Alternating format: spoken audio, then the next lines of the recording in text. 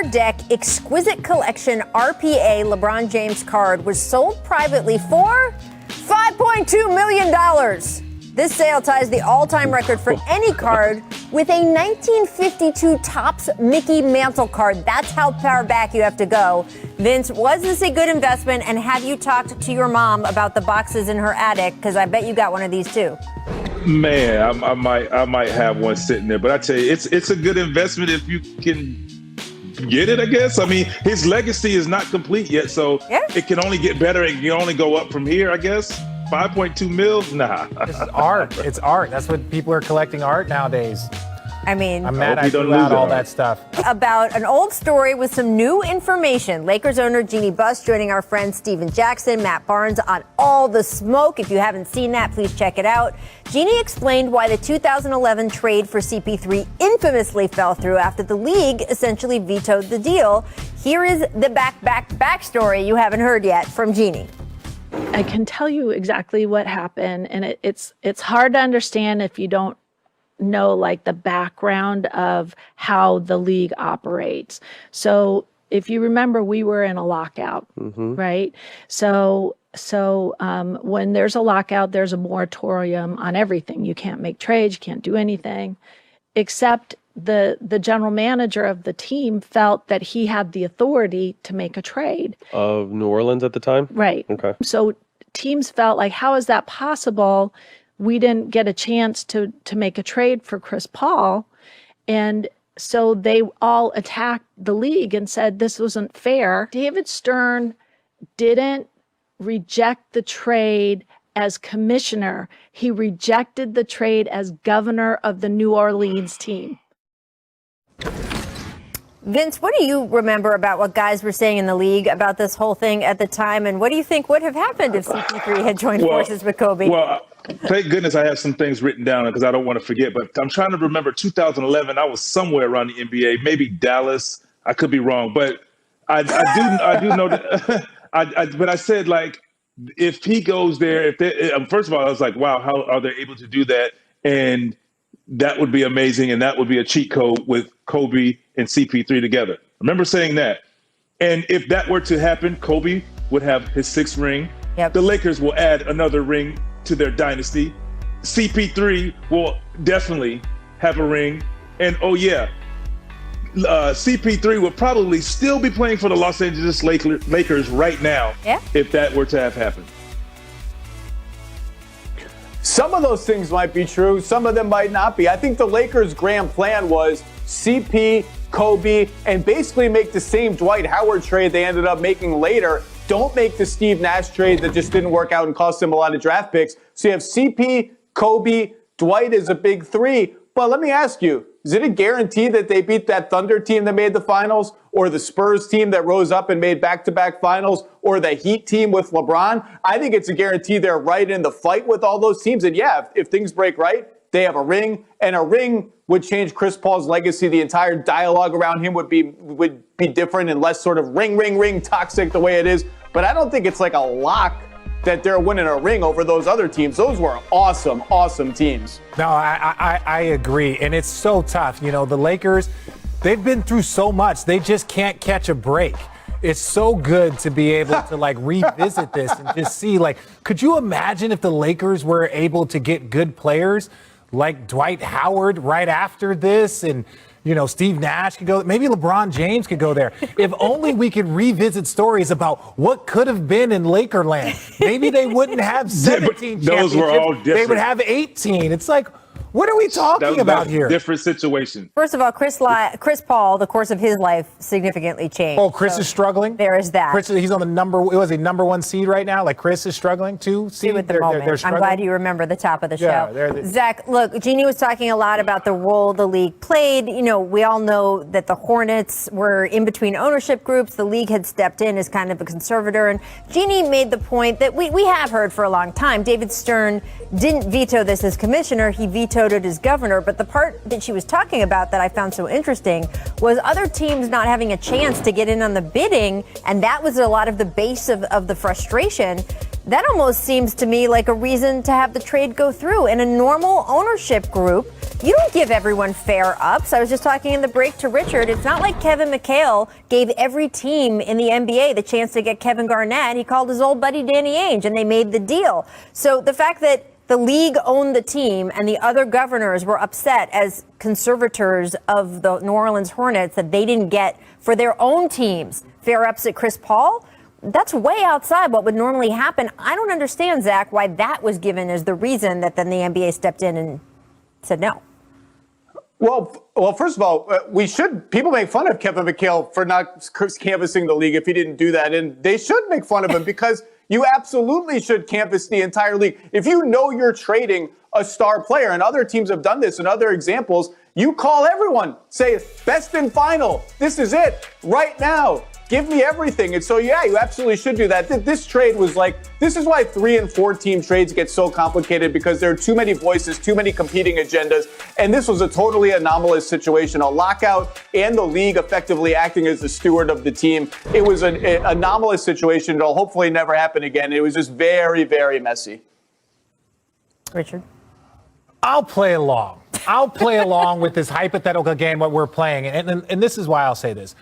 I understand the cool thing about hearing Jeannie Buss tell this story is because a lot of people knew this. And because this was also off the heels of LeBron James leaving, Cleveland and then going to Miami. So this whole kind of talk of players leaving small markets and going to big markets. And there were owners that were upset about this, especially a bunch of the small market teams. So that's where a lot of the frustration, it wasn't that anti-Lakers. It wasn't that everybody didn't have a thing. It's like, wait a second. Now the league is helping to facilitate small market teams losing players to big. Let's not pretend that there are all kinds of trades that happen in this league where the ownership or the GM says, I'm not trading him to the Western Conference. Or that, again, to get back to the Kevin Garnett trade. The Lakers wanted Kevin Garnett, by the way.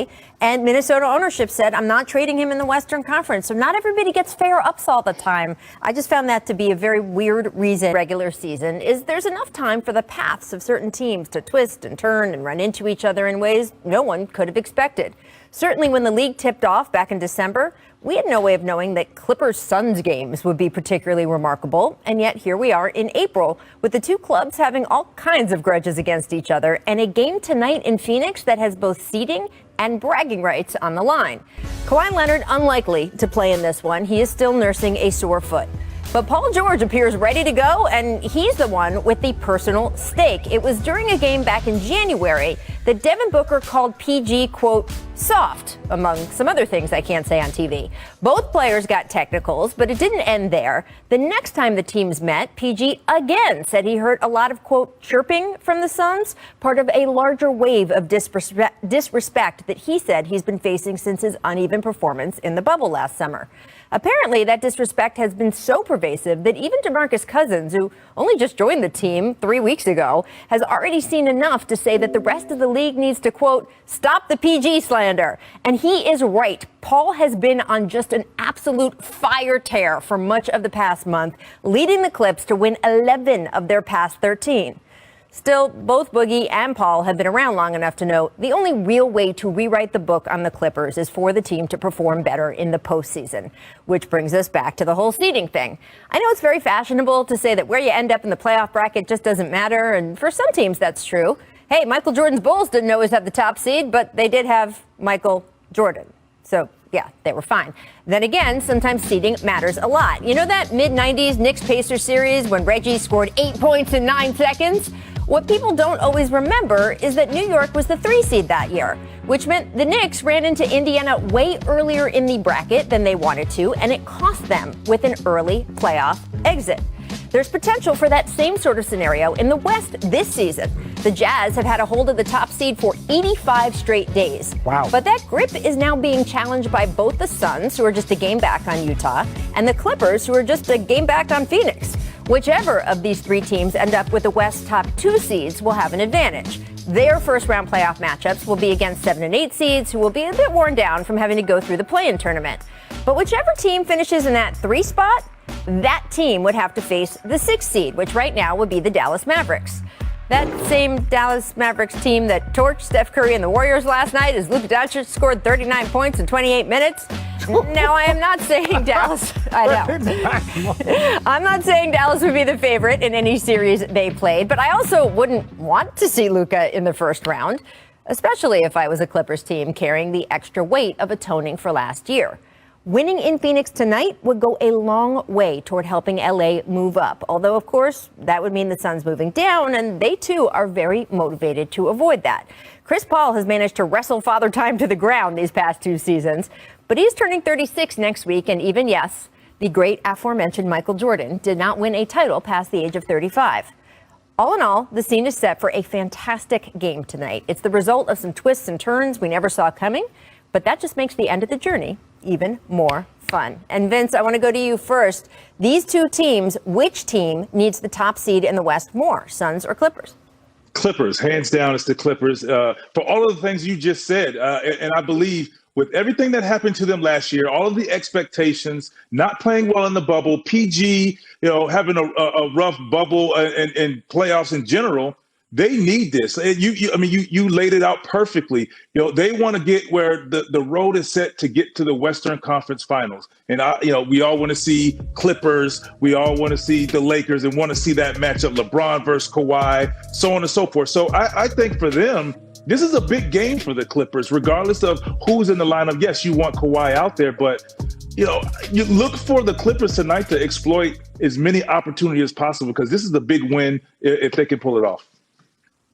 It's Vince, I love you, and I've loved you for a long time. But you're from Phoenix, so I know where you're going. Go ahead. You're wrong. This is why you're wrong.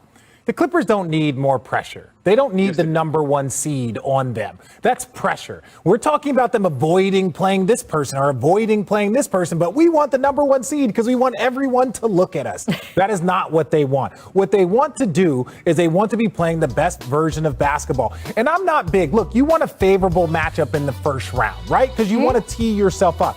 But after that, if your goal is to win a championship, you need to be looking at every team in the league like, what's up? Let's go. Because that's what it is. There is no more avoiding. Is there a favorable matchup? There's no favorable matchups in the conference finals. There's no favorable matchups in the NBA finals. So, yes, you might want that in the first round. But even ultimately, if you get a monster in the first round and your goal is to win a championship, if you want to win a championship, it doesn't matter if you got to go Lakers, Suns, Milwaukee Bucks, and then Philly. That's not even possible. I believe Vince is trying to get your attention, sir. Listen, how do you get a favorable matchup? I don't. At this point, you gotta win. You gotta put yourself in position. Like you said. That's all I'm saying. They want to win. You want to go into the playoffs playing your best basketball, like you're saying. So when that happens, that's going to put them where they need to be. Maybe it's not the top seed, but you want to play. My point was saying, I think it's important to them because of everything that has happened, and they want to go in feeling good and being in the best possible position where they can control what they can control. I think getting Rondo there is going to help them in the playoffs no matter where they are. You're correct on that. But what I'm saying is, why not go in there getting the best possible seed? Look, the reason why is because if you're trying to eliminate pressure, and I know that that's not what they're thinking, but also another thing that I don't want to hear, Paul George. I don't want to hear any more of this Paul George slander. I don't want. Right. No. I don't care. Right? Because Paul George, you have the ability to be one of the great basketball players of this era. You have it all. And you go back and look at any great basketball player, they have been forced and hit with tons of criticism. My man Vince Carter, Tracy McGrady, Charles Barkley, Michael Jordan, LeBron, Kobe, all of these guys have faced an absurd amount of criticism. So I don't want to hear when you have all of the ability to be one of the great players of this generation that you're not happy with the criticism. That comes with it. Well, he hasn't said that, by the way. Boogie Cousins said that. I think I have been super impressed with Paul this season. He has, first of all, taken all comers. He has been very open and honest about the fact, hey, I screwed up here. I could have said this better here. That's all I ever want from someone, right, is to acknowledge what the situation is in front of them, try to be better, and he has been better. Amazing. The Paul George revenge tour this year has been incredible. A little bit of a blip when he had the toe injury, but other than that, he's been fantastic. I know he is looking forward to this game tonight. I don't think you can engineer your whole path to the finals. I do think the first round matters. It gets you kind of into rhythm, gets you into that playoff routine, and if you're playing a team that was in the play-in tournament, you're probably in a better position to get off to that hot start. Maybe the best spot for the Lakers in the West is number 2, right? Because right now the Lakers are sitting in that 4 or 5 slot. So if the Clippers come out at number 2, and then they wouldn't face that battle of LA if possibly the Lakers advance too until but again, then you get into the this and the that. And we saw Denver a couple years ago try to get cute. Were you on that team, Richard? Try to get cute with a path to the conference finals and ended up getting bounced. So. No. When I was on the team, they lost. They just lost all the time. Yeah, they lost. Okay, they lost. They should have played me. There we go. Let's move on then, friends. Let's move on. I knew that was coming. Luka. Yep, you saw a little bit of highlights from it before. It made Richard gasp.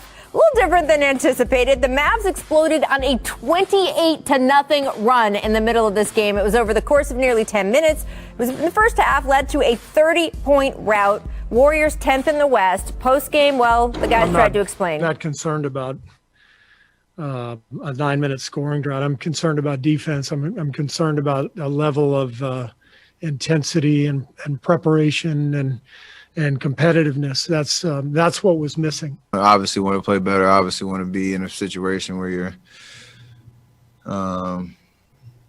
competitive and rising to the level of competition, and we didn't do it. Tonight was kind of like a playoff game for Dallas. They lost last night. They know we were right on their heels. They came out like it was a playoff game, and we came out like it was an exhibition game, and very disappointing.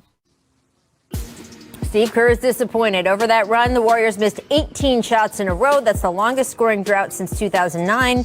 The Mavericks scoring 28 straight came despite shooting only 44% from the field.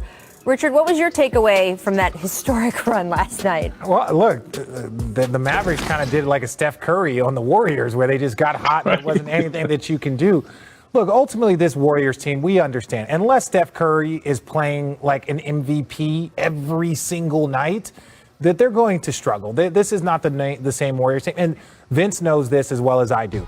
There's 5 or 6 games that no matter what you do, you're not going to win that game because the other team is just hot, the turnovers, the calls. Right. And so this was just one of those nights for the Warriors. They've had a few of them before, but I don't think that this is that big of a deal. Yeah, but at the same time, 28-0 run. At some point, you call a timeout just to throw the rhythm. I mean, you go throw your arms up to get a free throw to stop the run or something. And one thing I will say about this team is, that's why I feel Dallas is a very scary team. Up and down, you talk about him sometimes, you don't talk about him. Obviously, Luka is doing what he's been doing and scoring, and sometimes he's just unguardable. He can score at all levels. And then when he has other guys hitting threes like they were doing, and then their defense stepping up, what can you do? So I think the Mavericks are a scary team, and they were making a statement. Steve Kerr said it, is that they know that we're on their heels, so they're punching them and say, hey, get back. We see you creeping up in that rear view, get on back. And you know what this is? This is the lashing that the Warriors have been given to teams for the last couple of years. This is payback. This is the opportunity. The term, kicking while they're down. That's what people are doing. So like you said, if Steph's not playing 45 points, getting 45, 50 points or shooting like he's doing, they're going to struggle. Well, this goes back to the point about the Mavericks. You say how dangerous Luka is. He's shooting the floater now. That's just, he hit the floater for the winner. That's just what he does. Now, look, I know this is definitely Dirk's move, but I also saw quite a few guys learn this over the time. Vince, I saw you shoot a lot of these little one-leg threes and stuff. It was at times pretty remarkable. But for Luka, we've seen this from Luka. Like, Luka's going to get, I think the step back is Luka thing. That's step back is his most effective thing. But in Dallas, they actually have a shadow of Dirk hitting the one-legged floater in the court, actually on the wood. Yeah. So Luka sees that every day. Just saying, missed work days. Drew Holiday with a full head of steam, banging on Bismack. Your head. Lefty, too. Richard, I think Biyombo deserves a margarita or something after that. Look, Biyombo, I like him because he goes back to the old school bigs. Yeah, see Vince shaking his head. Block a shot. He only needs to get 2-3 blocks. He doesn't care if he gets dunked on 2-3 times. His goal is to get block shots so he can say he's one of the league leaders. And this Charlotte team has been playing well. But this moment, that one goes to Drew Holiday. That's what the great shot blockers do. They challenge dunks. Sometimes you win, Sometimes you lose. Sometimes you're on a poster. All right, make fire ants. What? Anthony Simons came off the Portland bench, made his first 9 3-pointers. He had 27 points. He was at plus 42 in this game. Vince, what is it like when you just end up being on a heater like this? It's your night. I mean, it's a great feeling, and when you can shoot it like look at the hesitation 3, just catch and shoot 3. Anything you throw up, you know it's good. And I'm happy for this young man. He's from Florida, seen him play, know his dad a little bit, and I mean, he just works and works and works. And I'm glad to see he's getting opportunity, and because he was shooting the lights out. Yeah, notice how she didn't ask me what it feels like to be on that type of heater because only Vince has. I watched it quite a few times. But ultimately, anything to wake up the Portland Trail Blazers. It's not been the best. Please, the last month, guys. But I wouldn't want to see them in the playoffs. How do you get all your guys back and then start playing terribly? Intentions, garbage time in Golden State. Jordan Poole drives in and gets clipped by Boban. Boban felt bad because he's Boban, so he went to make sure he was okay, got ejected, took to Instagram to say, is it too late now to say I'm sorry, which is, of course, a Justin Bieber lyric.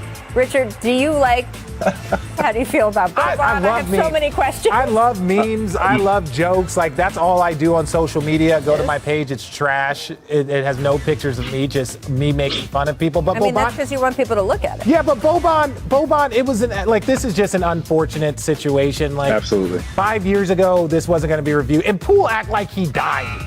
Like, he act like he got shot. Look at Boban. He felt so bad about it. He didn't know he got kicked out. They had to tell him. Very sweet. Make winning streaks. The Wolves have won 3 in a row. What? Yeah, Vince, when was the last time you saw Cat do something like that? That's true. This is the first time. I didn't know he had all that with on. He kind of reminds me of the Rain Man a little bit. Little KG, little Amari Stoudemire, like big man with hops. I like it, man. Yeah, I said kind of reminds me, RJ. Okay. I saw your face. I'm expecting Timberwolves fans to be running out of the like the Knicks fans running out of the Garden after they won 3 in a row. I'm sorry. It has been an awful year for that team. Karl Anthony Towns has had the worst year and change of anyone in the NBA.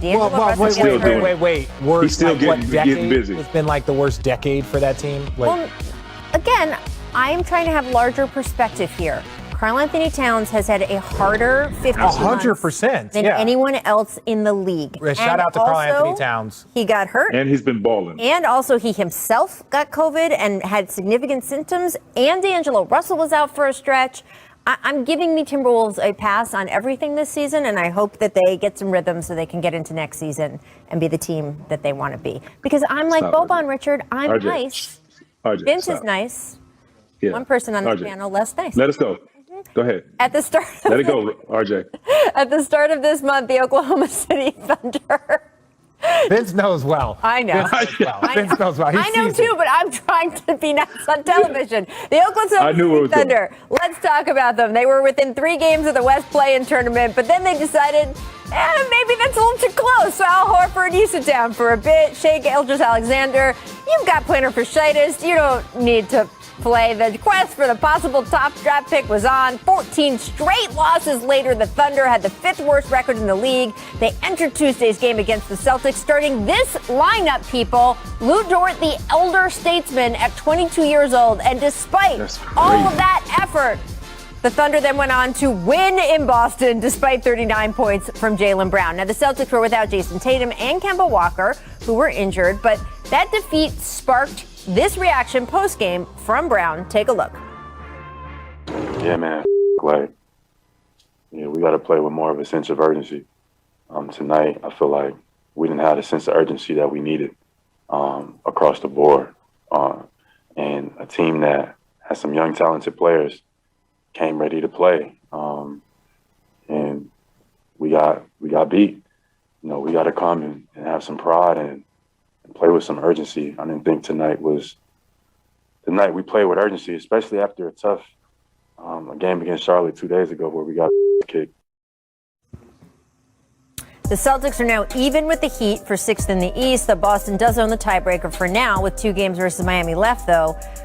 Richard, I can imagine when you are trying to win and then you play a team that, let's just be honest, is trying very hard not to win, and you're the one who lose. I mean, what do you think about what Jaylen had to say? Well, he was right.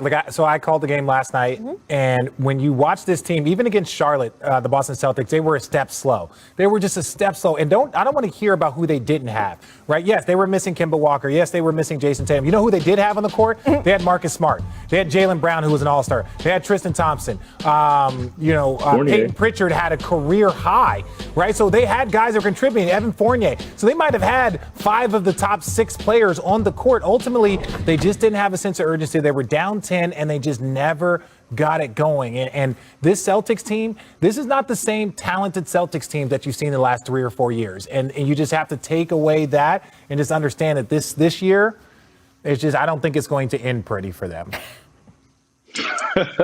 I tell you, Jaylen Brown is right. They didn't bring it, and I was concerned with them early in the year, and I really felt they were going to be a top 4 team just with all the talent that they had on the team, and then they're sitting in 8th spot. I'm like, oh no. Then you give them a pass because you said they're missing their heartbeat. Who's their heartbeat? Marcus Smart. Marcus Smart comes back. All of a sudden they take off and they're in 6th place. But then it's just been a rocky road for them. And I agree with Richard when he says it doesn't matter who you have because you have enough talent, scoring wise and defensively, out there still without Tatum and without Kemba Walker. But right now it's just, I don't know, the Celtics just seem like they're stuck in mud right now. And you know, they're going to mess around and put themselves in the play-in tournament and not play well and put themselves out of the playoffs. Yeah, it's certainly not the level of expectation that, forget Celtics fans, the Celtics themselves have of themselves. They've been in the Eastern Conference Finals 3 of the last 4 years, kind of sneaky, really influence on the East. And yet right now it looks like they can't kind of get that consistent. You played ball in high school. You were on the basketball team, but it was the Newark Arts High School. And I got to ask you, is that team any good, or just paint your way or act your way through the game? Is that a slight jab? I don't know. I feel like you started out as a compliment and then it just turned on me really fast. No, I believe that's a direct jab, actually. It's a direct jab. Okay. Well, to be fair, my jersey is retired, so whether I acted my way to that or not, I drop buckets. You know, you can definitely ask around. You know, but yeah, I played ball a lot. You know, growing up, and we weren't known for our athletics, but at the same time, I definitely held my own across the Essex County. So wait, in Newark, were you a Nets fan?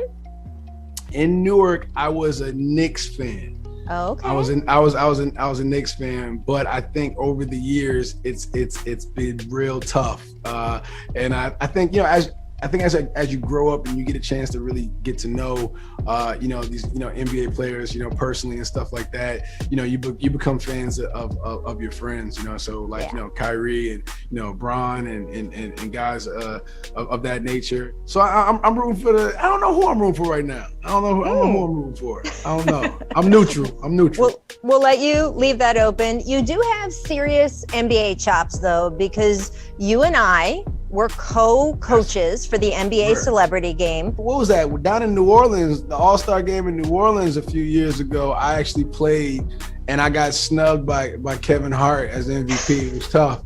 I mean, at that point, he was just buying MVP awards. I don't understand how you guys let him get away with that, actually.